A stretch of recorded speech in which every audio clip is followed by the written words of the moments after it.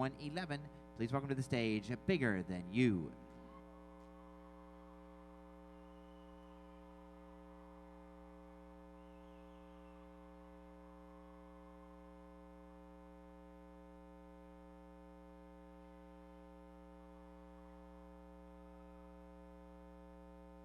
You see, my mother had me when she was 15 years old. Came up in this neighborhood by the name of Kirkwood, drug dealer on every corner, gang members in the neighborhood, 2-bedroom home, 14 people, used to sleep on the floor.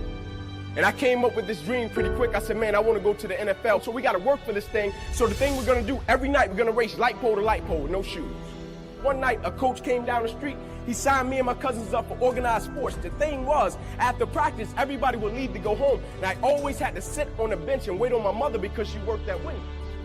And so when my mother would show up in the park, it would be about 10 o'clock, 10:30 at night. I would jump off the bench, I would sprint over to my mother, I would say, Mom, if you don't mind, can you please sit back in your car and turn on your car lights? I have to do some extra drills, I have to go to the NFL, so you would never have to work another day in your life. And I knew my mother was tired. But just beyond those car lights, I could always connect with my mother's eyes, so it made me dig a little bit deeper, it made me push myself a little bit further, it made me work a little bit harder. It created a certain level of sweat equity in what I was doing. It created a certain level of pride in what I was doing. You know why people quit? People don't have pride in what they do. You know why people stop? They're selfish and it's just about them. But when you have a bigger purpose to why you're doing what you're doing and you want to honor the sacrifices that others have made for you, it's nothing for you to keep going when you hit adversity. If every decision and choice you make is just about you, at a certain point you're going to hit something that's a lot tougher than you, and it's going to make you quit because you don't have a driving force for why you do what you do. But when I got up to the University of Tennessee, it was simple.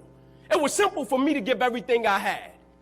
I still remember the day where I was sitting in our film room. My defensive backs coach came in the room. He said, Inky, I got some good news for you. He said, man, you're a projected top 30 draft pick, son. He said, all you have to do is play the next 10 football games. You're an automatic multimillionaire. First football game, I went out, played great. Second game, fourth quarter, guy dropped back. He threw the ball to a receiver coming down my sideline. As soon as I hit the guy, I felt as if every breath in my body left.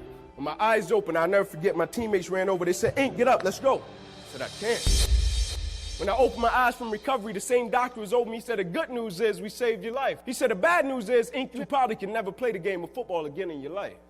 I said, no disrespect to you, Doc, but you wasn't in the park with me and my mother. When I was 7 years old and she was sitting in that Buick Regal, she got done working at Wendy's. No disrespect to you, Doc, but you didn't come up in that 2-bedroom home, 14 people sleeping on the floor. No disrespect to you, Doc, but you didn't miss those meals and stay focused and never made an excuse. I never cheated.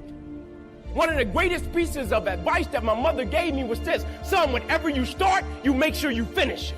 That is why I tell you the process is more important than the product. It's not even about the outcome for me. It's about, can you take pride in what you do as an individual, and every night when you look in the mirror, knowing that you gave everything you had to it. And you know what? It's not even about me to be truthful. Now it's about repaying the people that invested in me and saw something in me when I couldn't see it in myself. At a certain point in life, it can't just be about you.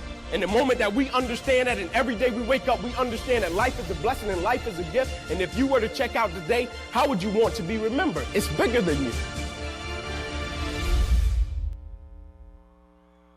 You see, my mother had me when she was 15 years old. Came up in this neighborhood by the name of Kirkwood, drug dealer on every corner, gang members in the neighborhood, 2-bedroom home, 14 people, used to sleep on the floor.